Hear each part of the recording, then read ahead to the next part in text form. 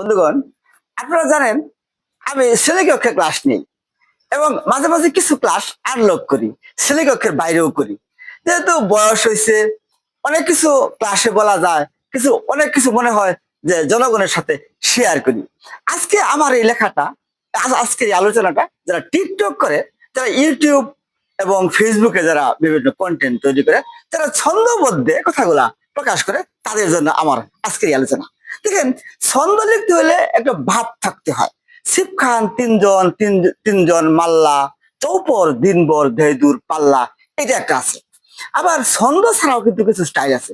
যেমন, কি নাম দেব বলো না তোমায়, চম্পা, চামেলি, জুই, নাকি হাসনা হেরা, নাকি তুমি আলেয়ার আলু, নাকি তুমি দুচোখের জানালার ঝিলিমিলি। অর্থাৎ ছন্দ ছাড়াও ভিতরে ভাব দিয়েও কিন্তু গাম্ভীর্য অর্থাৎ মনের কথাগুলো প্রকাশ করা যায়। দেখেন, আমি আজকে রবীন্দ্রনাথের কথা আপনাদের সম্মুখে কিছু উল্লেখ করি। রবীন্দ্রনাথ তার প্রথম যে কবিতা লিখতো, জল পরে পাতা নড়ে, এবং লিখতো রাতে মশা দিনে মাসি, এই নিয়ে কলকাতা আসি।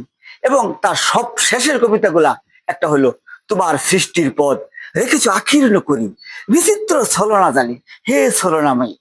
এর মাঝখানে তিনি লিখেছেন অজস্র কবিতা, লিখেছেন অবিনাশী গান, লিখেছেন মারাত্মক অর্থাৎ বড় বড় উপন্যাস।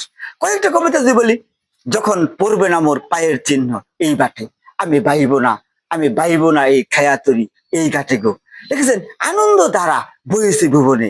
তিনি লিখেছেন ফুলে ফুলে ঢুলে ঢুলে বহে কিবা মৃদুবায়, তটিনী হিল্লুলো তুলে কল্লুলে চলিয়া যায়। তিনি দার্শনিক কথা লিখেছেন, কাল ছিল ডাল খালি আজ ফুলে গেছে বরে, বলতো মালি হয় সে কেমন করে। এবং তিনি প্রথম যখন হিমালয়ে গেলেন, হিমালয়ের শুভ্রতা দেখে তিনি বললেন, এই লবিনু সঙ্গতব সুন্দর হে সুন্দর, এই জন্মে ঘটালে তুমি জন্ম জন্মান্তর।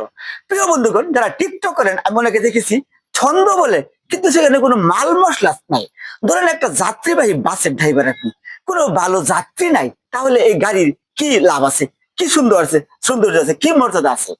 অর্থাৎ আপনার ছন্দ হলো গাড়ির মতো, আর ছন্দের মধ্যে যে ভাবটা দিবেন সেটা হলো যাত্রীর মতো। ভালো যাত্রী, ভালো গাড়ি, এটা নিয়ে একটা যাত্রা।